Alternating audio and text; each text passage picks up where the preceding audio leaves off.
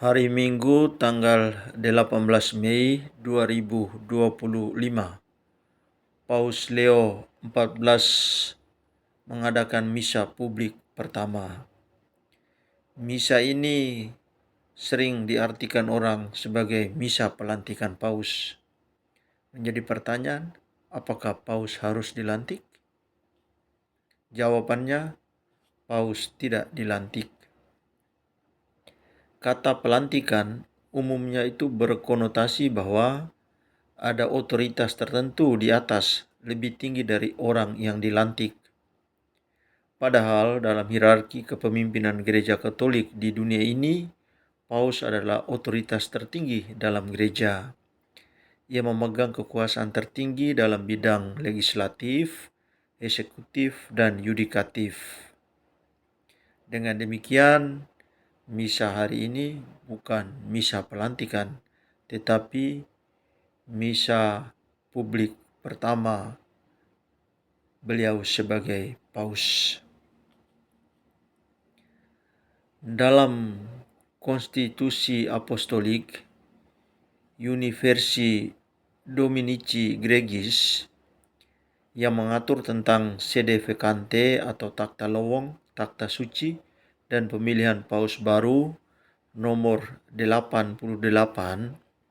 dikatakan bahwa ketika seseorang terpilih secara kanonik menjadi Paus, menerima pemilihan itu, maka jika sudah menerima tabisan episkopal, dalam hal ini uskup, pada saat penerimaan itu dia sudah menjadi uskup keuskupan agung Roma, primat gereja Roma, sah menjadi paus dan kepala dewan uskup. Dengan demikian ia memperoleh dan dapat menjalankan kekuasaan penuh dan tertinggi atas gereja universal. Jika yang terpilih itu bukan seorang uskup, maka selekasnya dia menerima tabisan uskup, sehingga dengan itu memperoleh kepenuhan kuasa sebagai uskup Roma dan pemimpin gereja Katolik universal. Hari ini, Paus Leo XIV mengadakan misa publik pertama. Setelah Kardinal Robert Francis Prevost terpilih sebagai Paus ke-267 pada tanggal 8 Mei 2025 dengan nama Pontifical Paus Leo XIV. Selanjutnya pada Minggu 18 Mei 2025 jam 10 waktu Roma atau jam 15.00 waktu Indonesia Barat, memimpin perayaan Ekaristi pertama di lapangan Santo Petrus, Vatikan, dengan kehadiran umat dalam jumlah yang sangat besar, serta para kepala negara atau pemerintahan yang memiliki hubungan diplomatik dengan Vatikan. Perayaan publik perdana ini memang memiliki makna yang cukup penting, karena Paus adalah kepala negara Vatikan. Maka para kepala negara dan pemerintahan atau perwakilannya yang memiliki hubungan diplomatik dengan Vatikan diundang hadir dalam perayaan tersebut.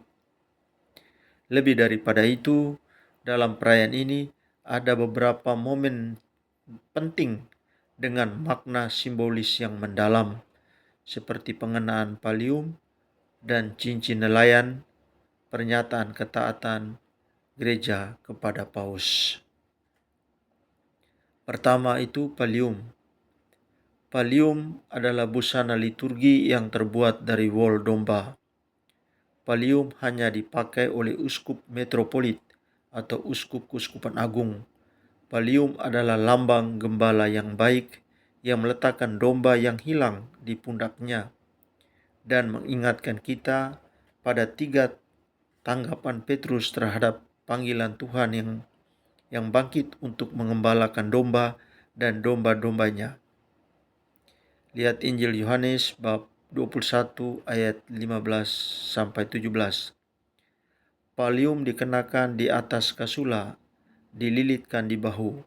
Pallium memiliki 2 liontin hitam, depan dan belakang, 6 salib sutra hitam, 1 di setiap liontin, dan 4 di pita melingkar di atas bahu, dan dihiasi di bagian depan dan belakang dengan 3 peniti, atau dalam bahasa Latin, aciculai, yang melambangkan 3 paku penyaliban Kristus.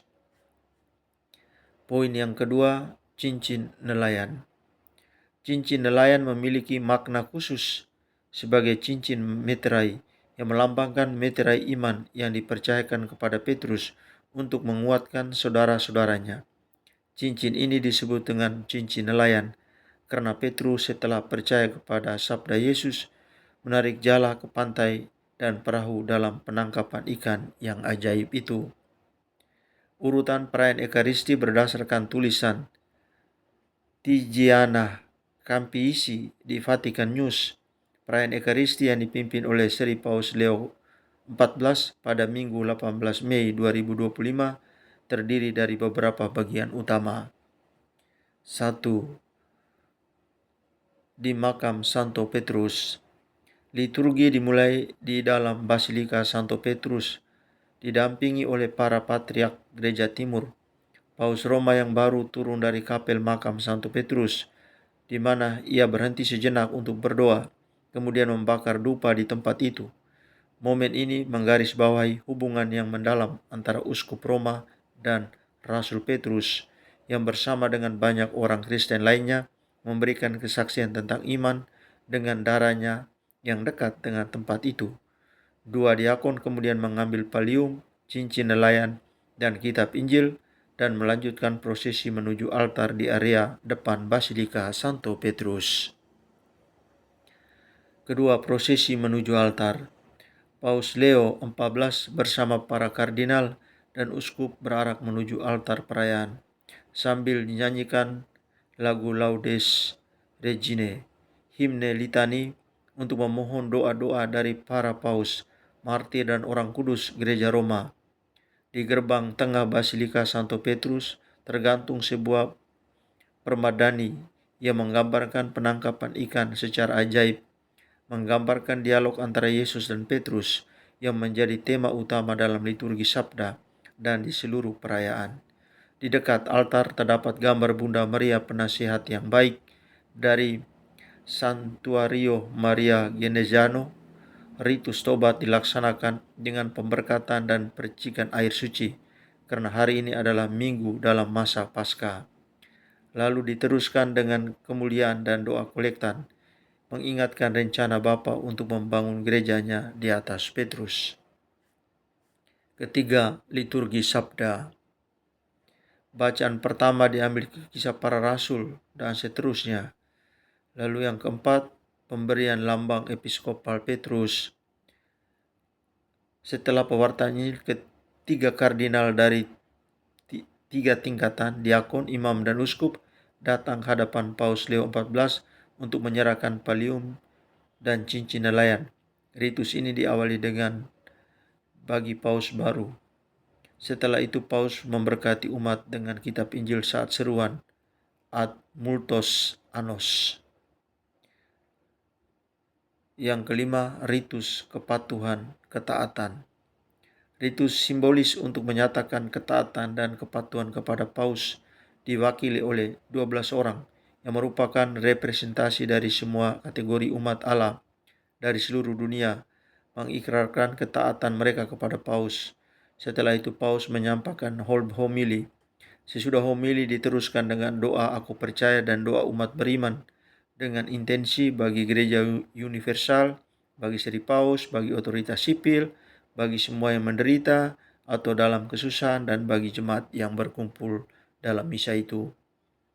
6. Liturgi Ekaristi, lalu kemudian ketujuh, ritus penutup.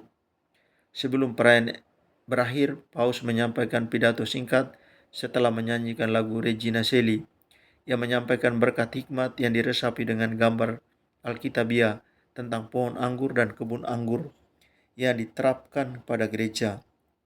Ia berdoa agar Tuhan dapat memandang dan melindungi pokok anggur yang telah ia tanam, dan memohon agar wajah keselamatannya dapat bersinar atas semua orang. Begitulah kira-kira kisah atau pemaparan singkat tentang misa publik pertama Paus Leo XIV di Vatikan, Roma, Italia. Semoga penyampaian singkat yang meloncat-loncat ini bisa memberikan pemahaman kita sedikit tentang peristiwa hari ini. Tuhan memberkati kita semua. Amin.